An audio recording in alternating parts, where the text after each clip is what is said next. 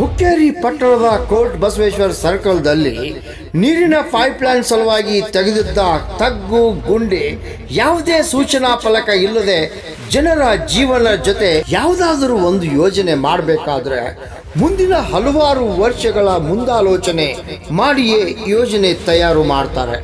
ಆದರೆ ನಮ್ಮ ಹುಕ್ಕೇರಿಯಲ್ಲಿ ಮಾತ್ರ ಇಂಥ ಯೋಜನೆಗಳು ಇರಲ್ಲ. ಯಾಕಪ್ಪ ಅಂದರೆ ಯಾವಾಗ ಬೇಕಾದರೂ ಎಲ್ಲಿ ಬೇಕಾದರೂ ತಗ್ಗ ಗುಂಡಿಗಳನ್ನು ತೆಗಿತಾರೆ, ಕೆಲಸ ಶುರು ಮಾಡ್ತಾರೆ. ಅಭಿವೃದ್ಧಿ ಕೆಲಸ ಮಾಡಲಿ, ಯಾಕಂದರೆ ಹುಕ್ಕೇರಿ ಪಟ್ಟಣ ಉದ್ಧಾರ ಆಗಬೇಕು. ಬಟ್ ಜನರ ಈ ಒಂದು ಜೀವನದ ಜೊತೆ ಚೆಲ್ಲಾಟ ಯಾಕೆ? ಮೊದಲೇ ಹುಕ್ಕೇರಿ ಕೋರ್ಟ್ ಬಸವೇಶ್ವರ ಸರ್ಕಲ್ ಚಿಕ್ಕದಾಗಿದೆ ಅಂತ ಸ್ಥಳೀಯರು ಆರೋಪ ಮಾಡ್ತಾ ಇದ್ದಾರೆ. ಆದರೆ ಇಲ್ಲಿ ಕೆಲವೊಂದು ವಾಹನಗಳು ಅಪಘಾತಗಳು ಕೂಡ ಹೆಚ್ಚಾಗ್ತಾ ಇದ್ದಾವೆ. ಹೊಸದಾಗಿ ಬರುವ ಚಾಲಕರಿಗೆ ಗೊತ್ತಾಗದೆ ಅಪಘಾತ ಗ್ಯಾರಂಟಿನೇ.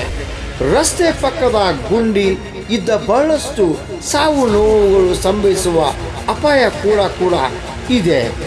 ಇಂತಹ ಸಂದರ್ಭದಲ್ಲಿ ಗುತ್ತಿಗೆದಾರರಾಗಲಿ ಅಧಿಕಾರಿಗಳಾಗಲಿ ಯಾವುದೇ ಸೂಚನಾ ಫಲಕ ಹಾಕದೆ ಇರೋದು ನಿರ್ಲಕ್ಷ್ಯಕ್ಕೆ ಕಾರಣ.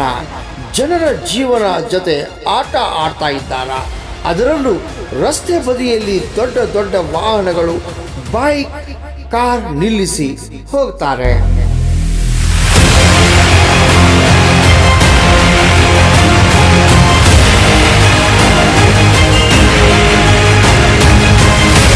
ಕೆಲವು ಹೋಟೆಲ್ ಹಾಗೂ ಇನ್ನಿತರ ಶಾಪ್ಗಳು ರಸ್ತೆ ಮೇಲೇನೆ, ಪಾರ್ಕಿಂಗ್ ಮೇಲೇನೆ ತಲೆ ಎತ್ತಿ ನಿಂತಿದ್ದು ಹುಕ್ಕೇರಿಯಲ್ಲಿ ಯಾರು ಏನು ಬೇಕಾದರೂ ಮಾಡಿದರೂ ನಡೆಯುತ್ತೆ ಅನ್ನೋ ಸಾರ್ವಜನಿಕರ ಆರೋಪವಾಗಿದೆ.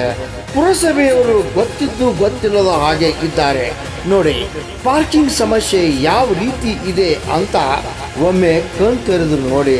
ರಸ್ತೆ ಪಕ್ಕ ದೊಡ್ಡ ದೊಡ್ಡ ತಗ್ಗು ಗುಂಡಿಗಳಿದ್ದರೂ ಅಪಾಯಕ್ಕೆ ಆಹ್ವಾನ. ಜನರ ಜೀವನ ಜೊತೆ ಚೆಲ್ಲಾಟ, ಅಪಘಾತಕ್ಕೆ ಕಟ್ಟಿಟ್ಟ ಯಾರು ಕಾನೂನು ಬಾಹಿರವಾಗಿ ಪಾರ್ಕಿಂಗ್ ಮೇಲೆ ಅಂಗಡಿ ಮುಂಗಟ್ಟಿ ಕಟ್ಟಿದ್ದಾರೋ ಅಂತಹ ಅಂಗಡಿ ಮಾಲೀಕರ ಮೇಲೆ ಕ್ರಮ ಕೈಗೊಳ್ಳಿ. ಇನ್ನಾದರೂ ಕೆಲಸ ಪ್ರಗತಿಯಲ್ಲಿದೆ ಅಂತ ಬೋರ್ಡ್ ಹಾಕಿ ರಸ್ತೆ ಮೇಲೆ ಅಡ್ಡಾದಿಡ್ಡಿ ಪಾರ್ಕಿಂಗ್ ಮಾಡುವ ವಾಹನ ಸವಾರರಿಗೆ ಎಚ್ಚರಿಕೆ ನೀಡಿ. ಆಮ್ ಆದ್ಮಿ ಸರಳ ಜನರಿಗೆ, ಸಾರ್ವಜನಿಕರಿಗೆ, ಸ್ಥಳೀಯರಿಗೆ ಅನುಕೂಲ ಮಾಡಿ ಅಪಘಾತಗಳನ್ನು ತಪ್ಪಿಸಿ. ರಾಮಗೌಡ ಪಾಟೀಲ್, ಪ್ರಜಾರಾಜ್ಯ ಕನ್ನಡ ನ್ಯೂಸ್, ಹುಕ್ಕೇರಿ.